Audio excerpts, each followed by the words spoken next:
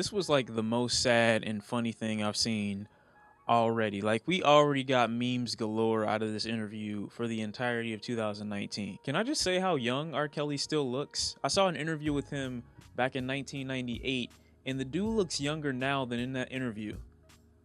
That might be due to the fact that he's stealing the youth of every young girl that he sleeps with, but I digress. He says at one point in this interview that these allegations are getting in the way of him having a successful relationship with his children, and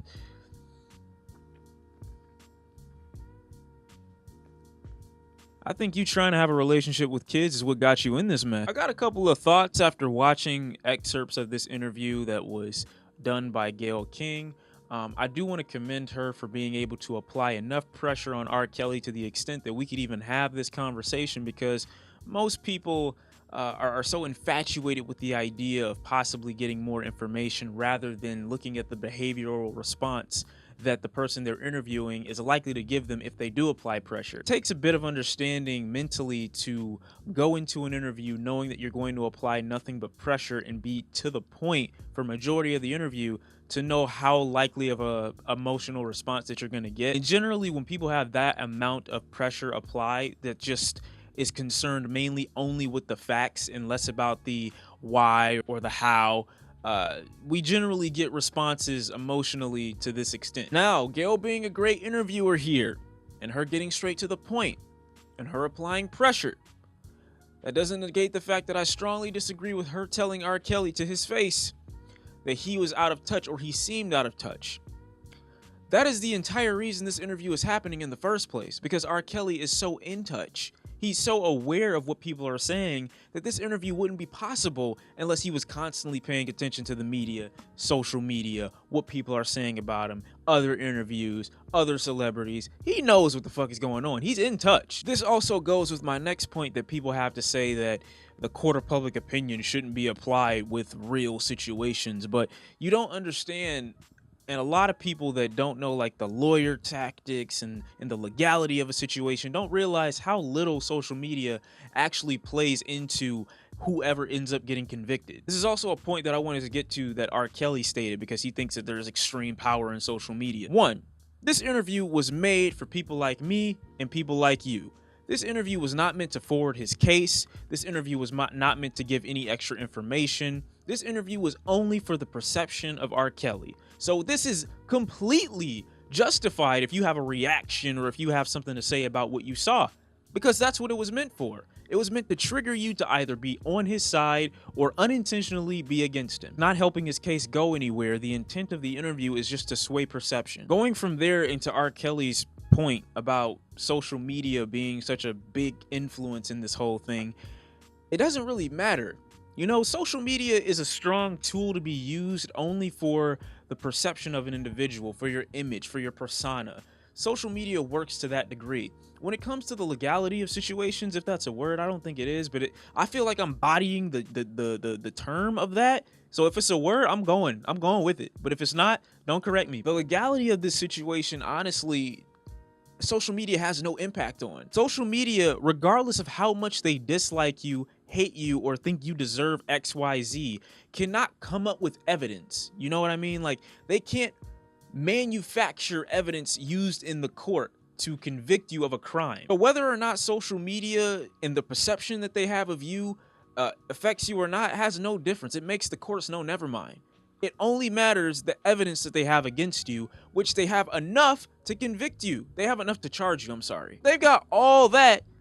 Social media didn't come up with that, R. Kelly. They couldn't do it. Sure, the documentary that was made about you a couple months ago brought more awareness, brought more eyes and attention to you, but if there was never any evidence, you wouldn't be in the position that you're in right now. Out of the 10 counts of aggravated criminal sexual abuse that he's going through right now, I think 4 of those cases are women, 2 or 3 of them are underage, and 2 of those cases have his fucking DNA.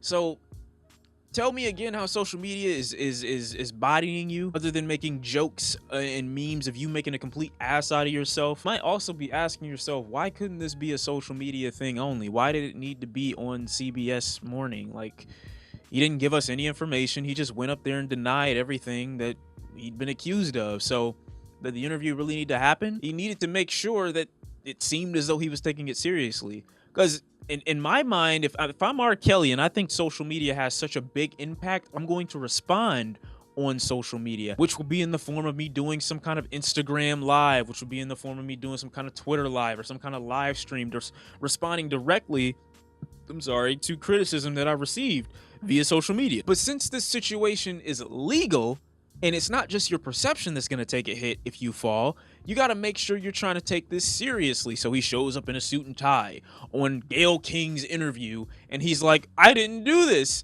It wasn't me. You're driving me fucking crazy. He doesn't want to make it seem like he's taking that lightly. So what better way than to appear on CBS Morning? This was a horrible marketing tactic to me. Another thing R. Kelly has going against him during this whole interview is he can't separate himself from any of the females that are claiming to be victims. He can't. And that's the shitty part to me, because if you look through my phone, you look through my contacts, I don't know a single female under the age of 20. I don't. I'm 23. So you can't connect me to any teenager. You can't connect me to any girl that's underage. You can't connect me to any minor. If I ever saw one, it's easy for me to be like, I don't fucking know her, because I've never come in contact with her. We've had no reason to discuss anything. You're a minor. I'm a grown-up. I'm an adult. I don't have a reason to talk to you. R. Kelly, he's not in that position. Why do you know these girls in the first place? What is your connection to them? Why do they have your phone number? Why have you talked so frequently? He can't disconnect himself from that question, and that's why he's so upset. Why do you know girls this young? You're not a mentor. You're not a youth instructor. You're not an overseer. You're not a pastor. What reason do you have to be in contact with these people? And the next person would easily say, well, he's trying to help them jumpstart their careers. Whose career has R. Kelly in the last decade started? I'll wait. What female that is young, 16, 17, 18, 19, 20 years old, has R. Kelly helped propel to success? Yet all these girls are saying that they went to you because they thought you might be able to help with their singing career, you might be able to help them in Hollywood, you might be able to help them in other ventures in the entertainment business, but you've helped absolutely no one. But you've got all this power. Also, pay attention to, in this interview, how R. Kelly randomly tries to smile at Gayle to make her feel more comfortable with the accusations of,